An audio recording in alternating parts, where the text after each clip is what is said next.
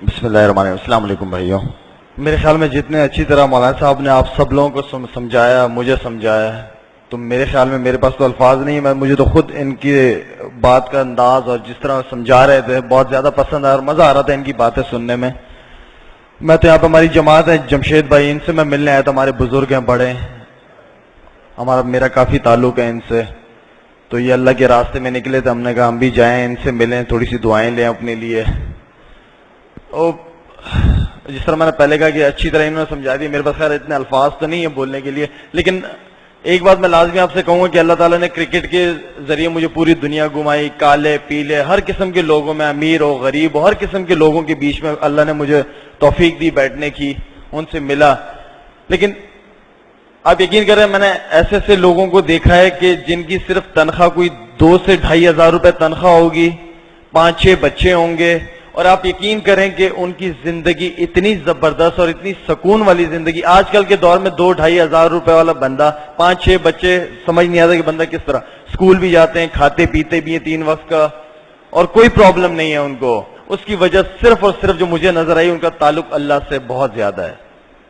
وہ اللہ تعالیٰ نے ان کے 2-2,500 روپے میں اتنی برکت ڈالی ہوئی ہوتی ہے کہ وہ اپنے مزے سے اپنی زندگی کو گزار رہے ہیں۔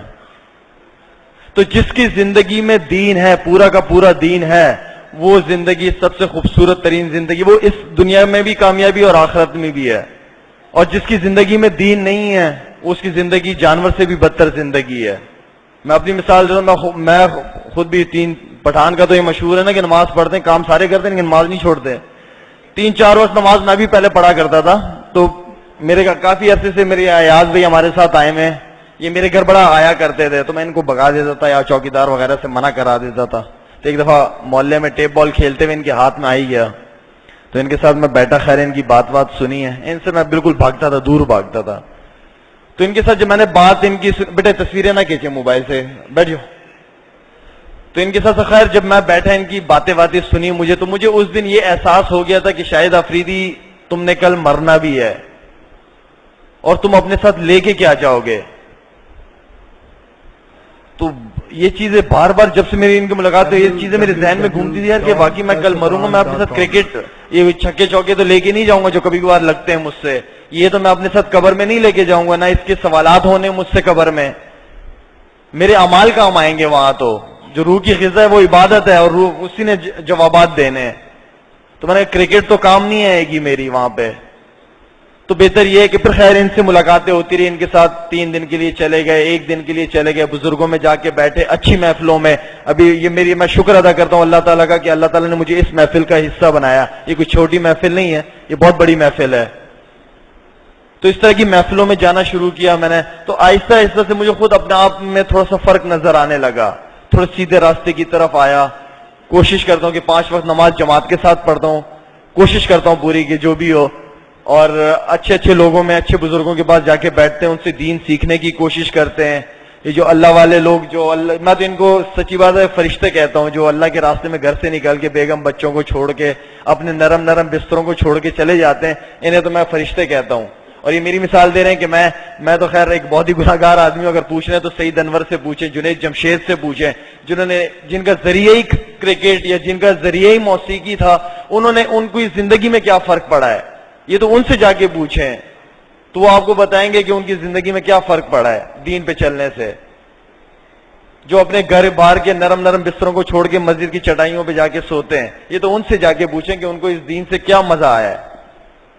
تو اللہ تعالیٰ جب آپ اللہ کی طرف چلتے ہیں تو اللہ آپ کو اسی دنیا میں دکھانا شروع کر دیتا ہے کہ دیکھ تو میری طرف آ رہا ہے، یہ لے، صرف یقین کی ہے، یقین بنانا ہے ہم نے اپنا۔ اب یقین یہی ہے، ہمارا یقین صرف بنا ہے پیسے کے اوپر، کہ جو کچھ ہوتا ہے پیسے سے ہوتا ہے، اس کے بغیر کچھ نہیں ہوتا۔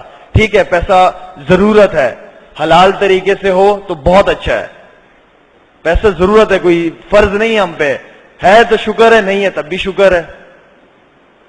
ہمیشہ اپنے سے نیچے لوگوں کو دیکھیں، اللہ کا شکر ادا کریں، جو کچھ ہونا ہے۔ بھی بہت سارے یہاں پہ بچے ایسے ہیں، لوگ ایسے ہیں جو میری وجہ سے اس مسجد میں آئے ہیں، یہ مجھے پتا ہے میری وجہ سے، لیکن میں آپ کو کیا دے سکتا ہوں؟ مل لیں گے، ملاقات ملا لیں گے، چلا جاؤں گا میں۔ اپنی نیت یہ کر کے ہیں کہ میں نے مسجد جانا ہے، صرف اللہ کی وجہ سے جانا ہے۔ مسجدوں میں اللہ کی وجہ سے آیا کریں، شخصیات کی وجہ سے میں کیا ہوں؟ میں تو خود ایک بہت بڑا گناہگار آدمی ہوں یار، تو میری وجہ سے کیا مسجد میں، اللہ کی وجہ سے مسجد میں آیا کریں.